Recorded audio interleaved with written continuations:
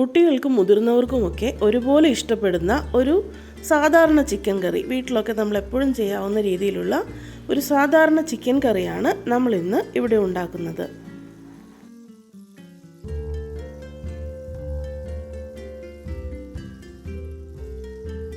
ആദ്യം ഞാനൊരു പാൻ അടുപ്പിൽ വെച്ച് അത് ചൂടായപ്പോൾ അതിലേക്ക് 2 ടേബിൾ സ്പൂൺ എണ്ണ ഒഴിച്ചിട്ടുണ്ടായിരുന്നു, വെളിച്ചെണ്ണ. ഇനി അതിലേക്ക് ഞാനൊരു പിടി കറിവേപ്പില ചേർത്തിട്ടുണ്ട്. ഇനി നമ്മൾ അതിലേക്ക് ചേർക്കാൻ പോകുന്നത് തേങ്ങാപ്പീരയാണ്. ഞാനിവിടെ ഒരു ചെറിയൊരു തേങ്ങയുടെ അരമുറി അത്രയും തേങ്ങാപ്പീരയാണ് ഇതിലേക്ക് എടുത്തിരിക്കുന്നത്. ഇനി അതൊന്ന് നമുക്കൊന്ന് ഇളക്കി കൊടുക്കാം. തേങ്ങ നമ്മൾ വറുക്കുവാണ്, പക്ഷേ ബ്രൗൺ കളറൊന്നും ആവണ്ട. തേങ്ങ ഒന്ന് വാടി അതിൻ്റെ കളറ് മാറാൻ തുടങ്ങുമ്പോഴേക്കും നമ്മൾ അതിലേക്ക് ഇഞ്ചി, വെളുത്തുള്ളി, പിന്നെ പച്ചമുളക്, ഈ 3 സാധനങ്ങളും കൂടെ ചതച്ച് വെച്ചതാണ് ചേർക്കുന്നത്. അത് 2 ടീസ്പൂണാണ് ചേർക്കുന്നത്. ഇനി ഇത് നമുക്ക് നന്നായിട്ടൊന്ന് അതിൻ്റെ പച്ചമണം മാറുന്ന പോലെ നന്നായിട്ടൊന്ന് മൊരിച്ചെടുക്കണം. അതിന് കുറച്ചൊന്ന് ക്ഷമയോടെ തന്നെ ചെയ്യണം കേട്ടോ. കുറച്ച് ടൈം എടുത്ത് തന്നെ ഇതെല്ലാം വഴറ്റിയെടുക്കണം. അതില്ലെങ്കിൽ അതിൻ്റെ ഒരു പച്ച ചുവ നിൽക്കും. ഒരു പക്ഷേ നമുക്ക് പെട്ടെന്ന് മനസ്സിലായില്ലെങ്കിലും ഈ മുതിർന്നവരൊക്കെ പറയാറില്ലേ, നമ്മൾ ചിക്കൻ കറിയൊക്കെ കൊടുക്കുമ്പോൾ ഇതൊരു വല്ലാത്തൊരു ചുവയാണ്, ഈ ചുവ എനിക്ക് ഇഷ്ടമല്ല കൊച്ചെന്ന് പറയും. അത് മിക്കവാറും ഈ ഒരു സമയത്ത് നമുക്ക് ക്ഷമയില്ലാത്തത് കൊണ്ടാണ്. നന്നായിട്ട് അതൊന്ന് മൊരിച്ചെടുത്താൽ മതി. ഇനി നമ്മൾ അതിലേക്ക് ചേർക്കുന്നത് ചെറുതായിട്ട് അരിഞ്ഞു വെച്ച സവോളയാണ്. ഞാനിത് ചോപ്പറിലിട്ടൊന്ന് ചോപ്പ് ചെയ്തെടുത്ത സവോളയാണ്.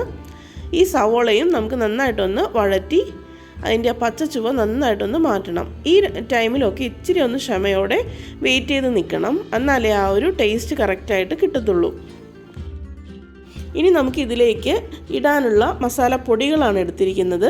1/2 ടീസ്പൂൺ മഞ്ഞൾപ്പൊടി, 1/2 ടീസ്പൂൺ ഗരം മസാല, 1 ടീസ്പൂൺ മല്ലിപ്പൊടി, 1 ടീസ്പൂൺ നമ്മൾ എരിവുള്ള മുളക് പൊടി, 1/2 teaspoon chicken masala, 1/2 teaspoon chicken masala, 2-2.5 ടീസ്പൂണോളം നമ്മൾ കാശ്മീരി മുളക് പൊടി ചേർക്കുന്നുണ്ട്.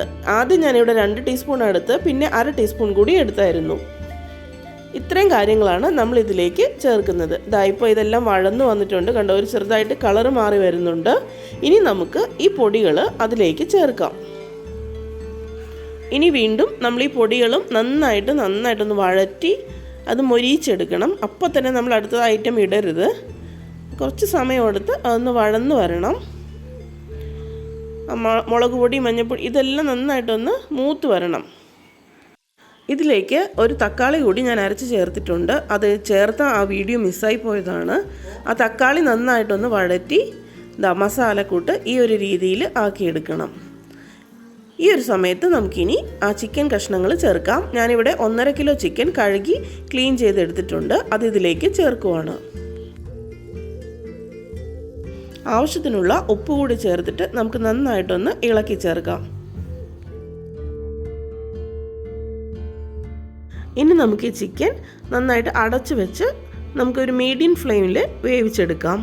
നമ്മൾ ഒരു തരി പോലും വെള്ളം ഇതിലേക്ക് ചേർക്കുന്നില്ല, പക്ഷെ അതിൽ നിന്ന് വെള്ളം ഇങ്ങനെ ഊർന്നു വരുന്നുണ്ട്. കുറച്ചു നേരം കഴിയുമ്പോഴത്തേക്ക് നന്നായിട്ട് വെള്ളം അതിൽ നിന്ന് ഇറങ്ങി വരും. ആ വെള്ളത്തിൽ തന്നെ കിടന്ന് ഈ ചിക്കൻ വെന്ത് കിട്ടും. ഇടയ്ക്കൊന്ന് മൂടി തുറന്ന് നമ്മൾ ആ ചിക്കൻ ഒന്ന് ഇളക്കി കൊടുക്കണം.